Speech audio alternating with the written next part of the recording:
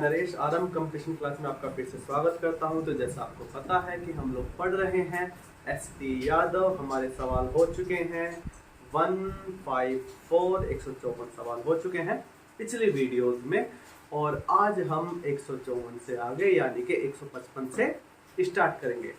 पिछली वीडियोस को आपने प्यार दिया और सराहा, और उम्मीद करता हूं कि मेरी आने वाली वीडियोस को भी आप इसी तरीके से प्यार देंगे, सराहेंगे, क्योंकि मैं आपको पूरी लगन से पढ़ा रहा हूं और कोशिश कर रहा हूं कि आने वाले समय में आप जब भी कोई मैथ के संबंधित एग्जाम देंगे तो उसमें आप पीछे नहीं रहेंगे।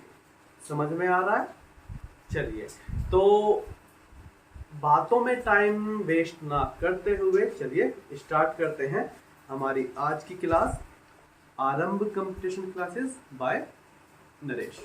ठीक है, चलिए, तो हमारा आज का सवाल है 155। सवाल आ चुका होगा आपकी स्क्रीन पर। लिखा हुआ है, एक छात्र को एक संख्या को 6 से विभाजित करने और उसके भागफल में 12 जोड़ने को कहा गया, किंतु छात्र ने पहले 12 जोड़ दिया और उसके बाद प्राप्त संख्या को 6 से विभाजित कर दिया, तब उत्तर 112 प्राप्त हो गया। अतः सही उत्तर कितना होना चाहिए था? ठीक है, सवाल आपकी स्क्रीन पर आ गया होगा, आपने पढ़ लिया होगा। एक बार मैं फिर से पढ़ देता हूं जल्दी से कि एक छात्र को एक संख्या को 6 से विभाजित करने और इसके भागफल में 12 जोड़ने को कहा गया, किंतु छात्र ने पहले 12 जोड़ दिए और उसके बाद प्राप्त संख्या को 6 से विभाजित कर दिया, तब उत्तर 112 प्राप्त हुआ। अतः सही उत्तर कितना होना चाहिए था? सवाल अगर आप समझ गए हैं, बहुत इजी सवाल है और फटाफट होने वाला सवाल है। ठीक है, लेकिन समझिए क्या कह रहा है। कहने लगा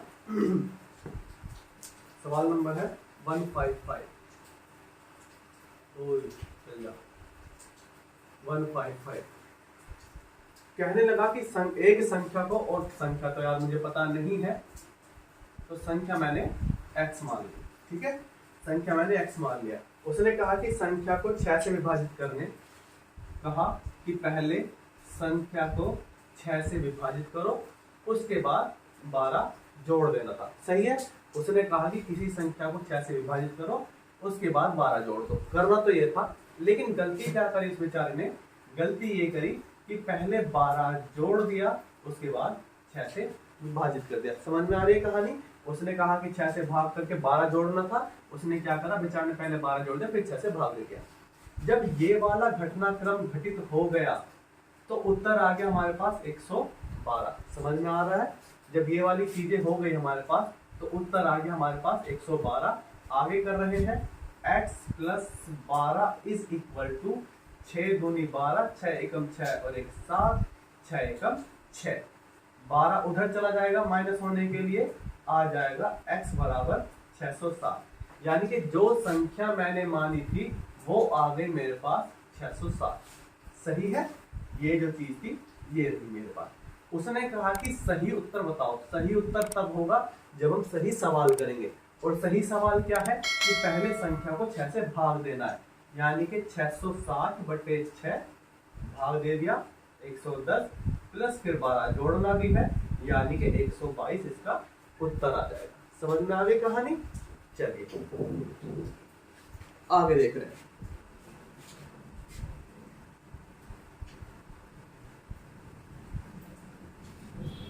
सवाल है हमारे पास 156। 5a7 में 335 जोड़ने पर परिणाम 8b2 प्राप्त होता है। 8b2 संख्या 3 से विभाज्य है, तब a का अधिकतम संभव मान कितना होगा? चलिए, आसान तो सवाल है, सारे ही आसान सवाल अगर ढंग से पढ़ोगे तो सवाल है 156। कहने लगा कि 5a7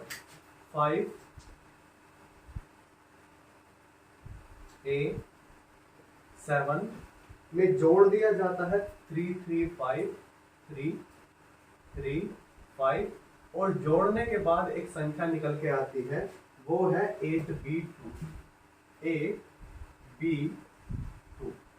ठीक है, क्या कह रहा है कि 5A7 में 335 जोड़ दिया गया है, संख्या निकल के आ गई है 8B2। और इसी के बारे में उसने कहा है कि 8B2 जो है ये 3 से पूरी तरह से विभाज्य है। तब A का अधिकतम मान बता दीजिए। A का अधिकतम मान यानी कि कुछ भी हो सकता है, मुझे पता नहीं है, लेकिन उस कुछ भी को हम थोड़ा सा लिमिट में करेंगे। समझ में आ रही है मैं क्या कह रहा हूं? कुछ भी का मतलब होता है कुछ भी, और उस कुछ भी को अगर मैं लिमिट में कर सकता हूं तो मैं करने की कोशिश करूंगा। और वो लिमिट में कहां से होगा? ऑप्शन के द्वारा। उसने कहा है कि A का अधिकतम मान बताओ, तो A का अधिकतम मान दिया भी हुआ होगा। ऑप्शन है 8 2 1 4, 8 2 1 और 4। समझने की कोशिश करना सही तरीके से। अब उसने कहा कि A का अधिकतम मान बताओ कि क्या हो सकता है मेरे पास। कुछ भी हो सकता है इनमें से। पहले मेरे पास क्या था, जब तक ऑप्शन नहीं थे, कि कुछ भी अधिकतम मान, और वो मुझे पता नहीं कितना होगा, ठीक है। लेकिन अब मेरे पास 4 ऑप्शन है, यानी कि इन चारों में से कोई सा ना कोई सा होना है, तो इन चारों में से रख के देखेंगे। अब जरा इस सिचुएशन को समझिए अच्छे तरीके से। उसने कहा है कि भाई जो हमारे पास जो निश्चित नंबर है वो तो निश्चित नंबर है ही है, लेकिन जो A और B ये हमारे पास अनिश्चित है, ये निश्चित नहीं है। यहाँ पर कुछ भी हो सकता है हमारे पास, ठीक है। तो जो निश्चित नंबर हम उनको नहीं छेड़ सकते, बस इसमें छेड़खानी हमें करके बताना है कि भैया कैसे ये समीकरण फिट बैठेगी।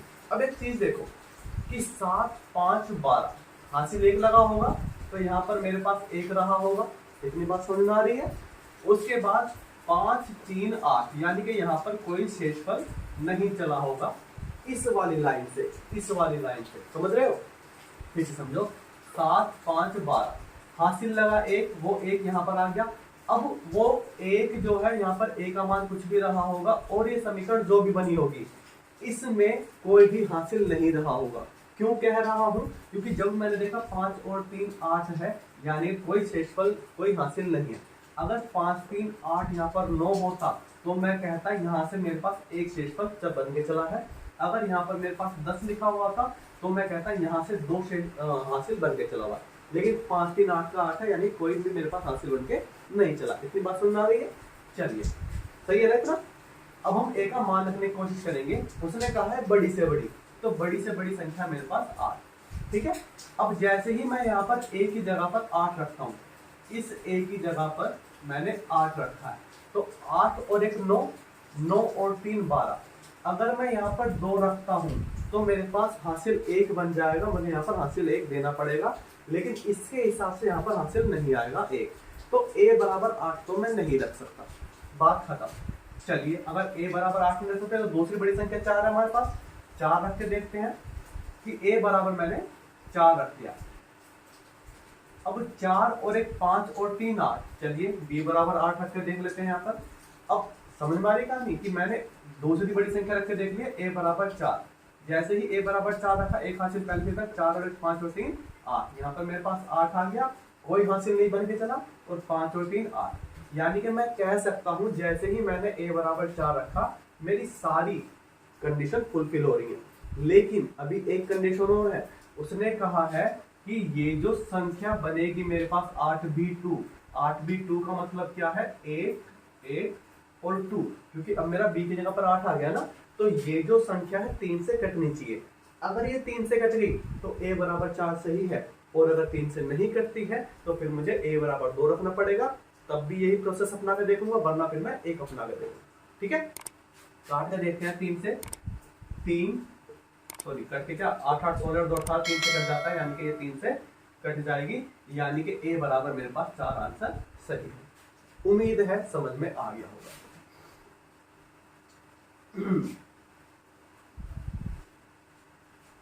अगला सवाल कह रहा है कि 3 धनात्मक संख्याओं में पहली तथा दूसरी का गुणनफल 42, दूसरी तीसरी का 56, तीसरी पहली का 48 है, तब मुझे पहली संख्या बता दो।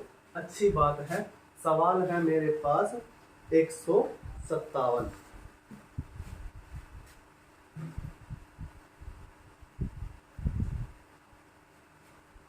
तीन धनात्मक संख्या मुझे नहीं पता, पहली और दूसरी की गुणा करी है।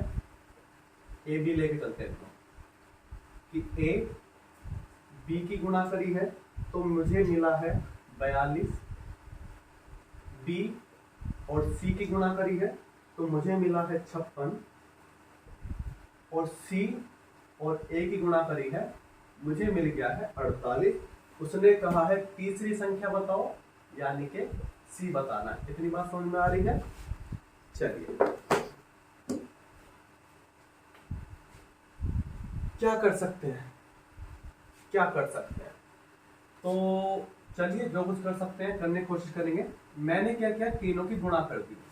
अगर मुझे सी का मान पता करना है तो यहाँ पर मुझे बी का मान पता होना चाहिए या यहाँ पर मुझे ए का मान पता होना चाहिए, ठीक है। लेकिन मुझे ए और बी का एक साथ तो पता है, अलग अलग मान नहीं पता है। जैसे ही मुझे अलग अलग बी या ए का मान पता चल जाएगा मैं मान रख के बता सकता हूँ, ठीक है। लेकिन इसे करने का तरीका क्या है वो देख जरा। मैंने क्या किया, तीनों ही गुणा कर दिए। तीनों की गुणा करते ही यानी कि A into B, B into C और C into A is equal to 42, 56 और 48। समझ में आ गया? इधर की गुणा हो गई तो उधर की गुणा हो गई। ए 2 बार गुणा में है, बी 2 बार गुणा में है, सी 2 बार गुणा में है, यानी कि ए इंटू बी इंटू सी। इतनी बात समझ में आ गई कि ए बी स्क्वायर में है, बी बी स्क्वायर में है, सी बी स्क्वायर में।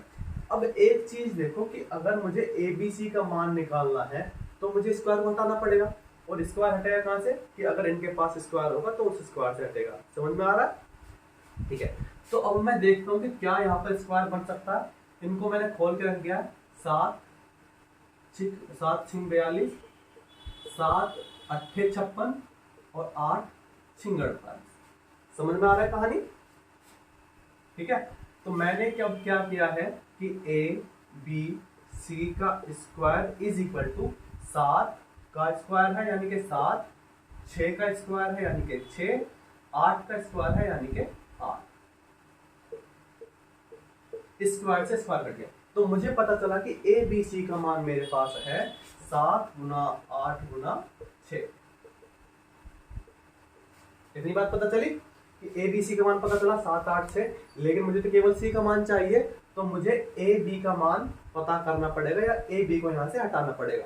अब ए बी क्या है? ए बी है मेरे पास 42। तो मैंने इस ए बी की जगह पर ये जो ए बी का मान है मैंने वो रख दिया। तो 42 गुना सी इज इक्वल टू 7 गुना 8 गुना 6, 7 6 42 और सी बराबर आ गया मेरे पास 8। ठीक है, उम्मीद है समझ में आ गया होगा। देख लो एक बार इसको।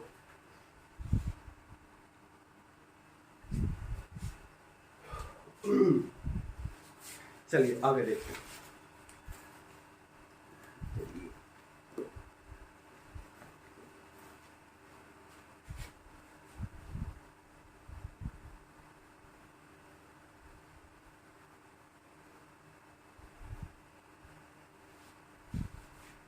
अगला सवाल कह रहा है किसी संख्या को 2 से गुणा करके 16 जोड़ा जाता है, प्राप्त योगफल को 2 से विभाजित किया जाता है और फिर प्राप्त भागफल में से मूल संख्या घटाई जाती है। शेषफल बता दो क्या होने वाला है। चलिए करते हैं। कह रहा है 158वां कि किसी संख्या को 2 से गुणा करके 16 जोड़ दिया जाता है, उसके बाद प्राप्त योगफल को 2 से विभाजित किया जाता है और फिर प्राप्त भागफल में से मूल संख्या घटा दी जाती है। मूल संख्या यानी कि ये वाली है।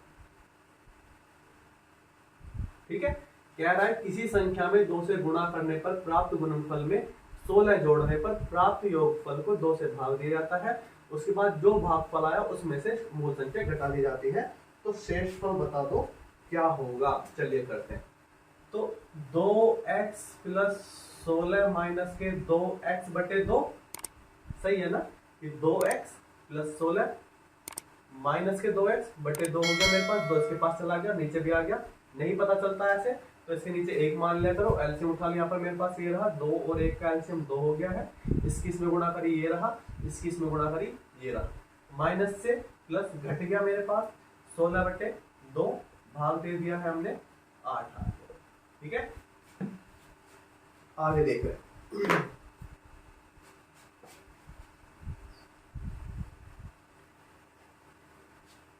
कह रहा है दो धनात्मक संख्याओं का अंतर 72 है तथा एक के द्वारा दूसरे को भाग देने पर भाज्यफल 4 है, संख्याएं बता दीजिए।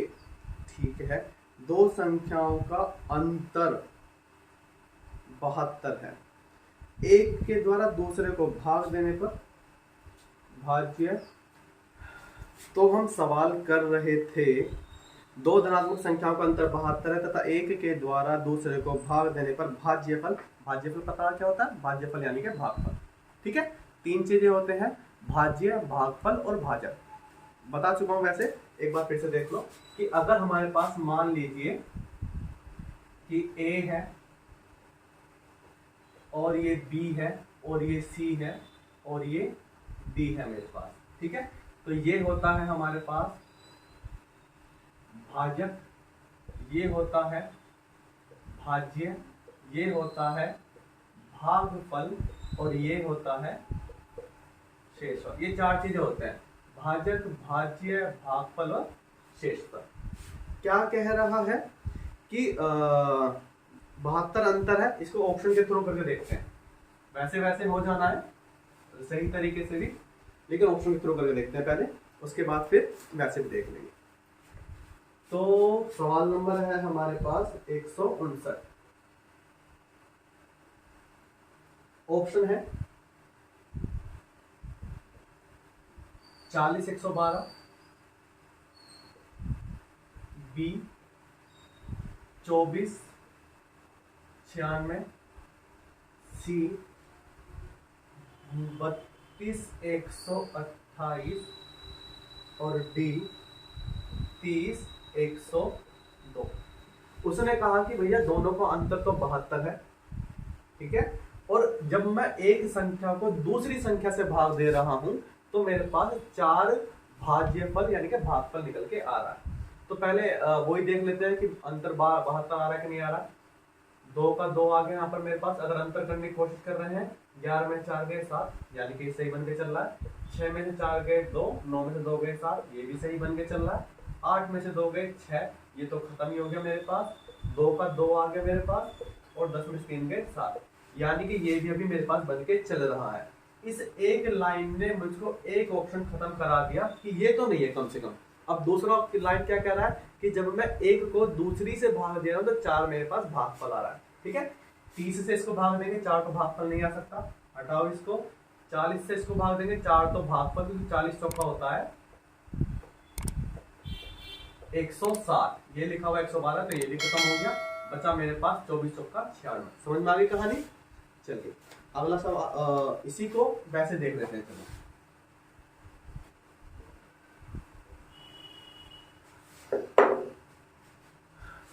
159 संख्या है मेरे पास 72।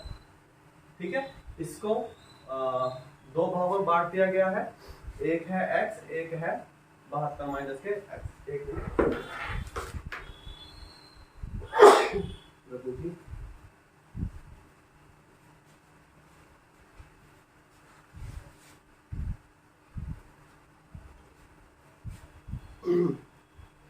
कहाँ गया।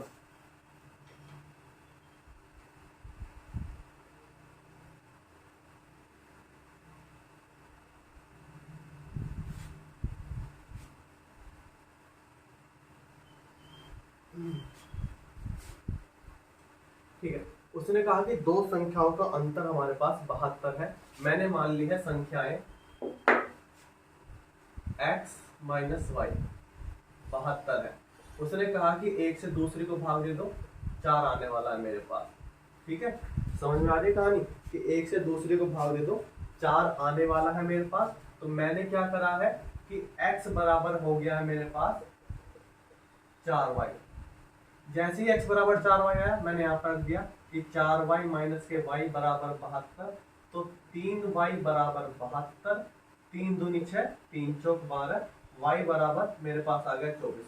ऑप्शन में उठा कर देखो कौन 24 लेके बैठा हुआ है। ऑप्शन है बी मेरे पास, जो हमने ऑप्शन के थ्रू करके देखा था तब भी वही है। ठीक है, चलिए आगे सवाल देखते हैं।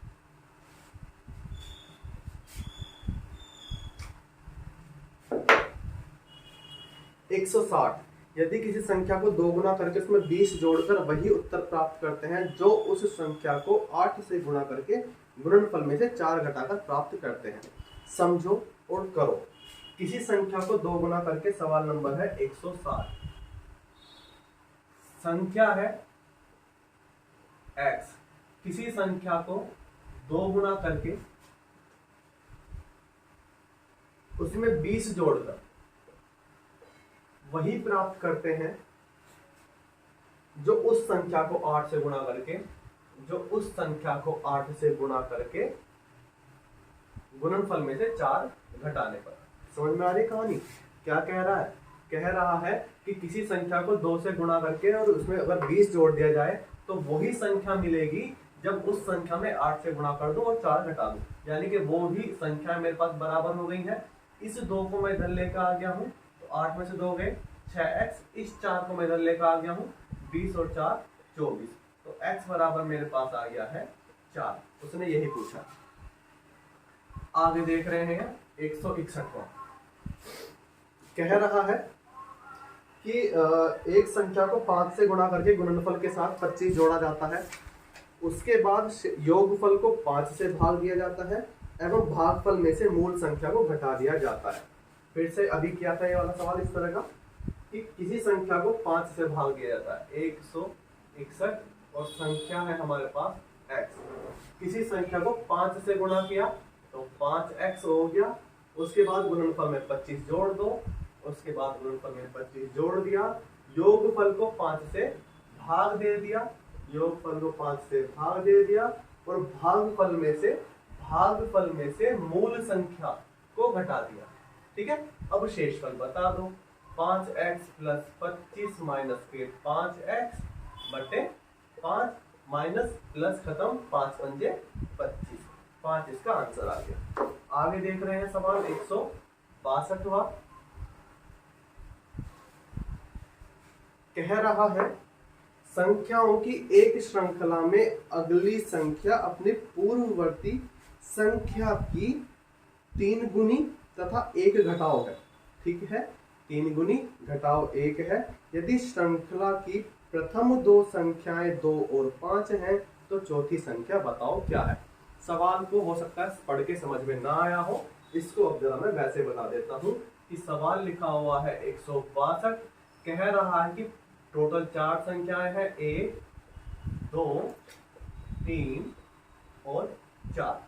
इस तरह की टोटल 4 संख्याएं हैं और पहली 2 संख्याएं 5 हैं, 2 और 5, और तीसरी और चौथी वो जानना चाह रहा है। उसके बाद उसने कहा कि प्रत्येक अगली संख्या अपनी पूर्ववर्ती संख्या की 3 गुना घटाओ 1, 3 गुनी घटाओ 1 मतलब क्या है कि ये वाली जो संख्या है अपनी पूर्ववर्ती संख्या की 3 गुना घटाओ 1, ये वाली संख्या बन के चल रही है। समझ में आ गई होगी अब तो कहानी कि प्रत्येक अगली संख्या अपनी पूर्ववर्ती संख्या की 3 गुनी घटाओ 1 है। ठीक है, कैसे हुआ होगा? 2 तिया 6 में से 1 गया 5, तो इससे अगली भी फिर यही बनी होगी। 5 तिया 15 माइनस 1 14, और फिर से वही 14 तिया 42 माइनस 1 41, तो हमारा आंसर आ जाएगा 41। ठीक है, उम्मीद है सवाल समझ में आए होंगे, उम्मीद है वीडियो पसंद आई होगी आप लोगों को, और उम्मीद है कि अच्छे तरीके से आपके दिमाग में बैठ गई होंगी चीजें। इस टाइप में केवल इतने ही सवाल हैं, 162 तक, 155 से 162 तक वो हमने खत्म कर दिए हैं। अगले टाइप में जब हम करेंगे इकाई का अंक ज्ञात करना, वह है 163 से 174। बहुत सिंपल सवाल है, अभी तक जो सवाल आए हैं वो भी बहुत सिंपल थे, बल्कि ये भी कह सकते हैं कि मैंने आपको बहुत सिंपल तरीके से बताने की कोशिश की है। सही है, तो उम्मीद कर रहा हूं कि आपको वीडियो अच्छी लगी होगी और उम्मीद कर रहा हूं कि जैसा प्यार आप लोगों ने पिछली वीडियोस को दिया, स्पेशली पिछली वीडियो को, ठीक है, वैसा ही प्यार आप मेरी आने वाली हर वीडियो को और इस वीडियो को देंगे। समझ में आ रहा है मैं क्या कह रहा हूँ? क्योंकि अगर मैं मेहनत कर रहा हूँ तो मैं उम्मीद करता हूँ कि आप लोग भी उसी लगन से, उसी तत्परता से, जितनी मेहनत और तत्परता से मैं आपको पढ़ा रहा हूँ, मुझे रिप्लाई करेंगे। सही है? तो कमेंट कीजिएगा, लाइक कीजिएगा, शेयर कीजिएगा। कुछ गलती हो तो मुझे गलती बताइएगा, अच्छी बात हो तो अच्छी बात मत बताइएगा, क्योंकि अच्छी बातें मुझे पता है, ठीक है ना। तो जो गलती मैं कर रहा हूँ या जो भी होगा, आप मुझे बताइएगा कि मैं कहाँ पर क्या गलती कर रहा हूँ, ताकि मैं उसको सही कर सकूँ, ठीक है। तो चलिए, इसी के साथ मिलते हैं अगली वीडियो में। धन्यवाद।